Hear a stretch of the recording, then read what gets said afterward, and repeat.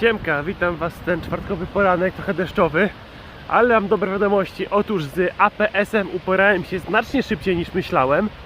Tak naprawdę prosta sprawa, wymiana dyszy, potem doszczelnienie magazynka i może to CO2, to naprawdę 2 kapsuły i wszystko się udało ogarnąć. Naprawdę działa jak marzenie. Jestem zdziwiony w ogóle, jak powtarzalne strzały on ma.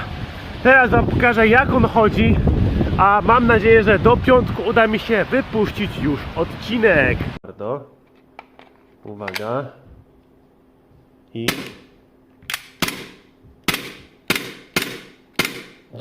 działa. No to co? Szybkie chrono.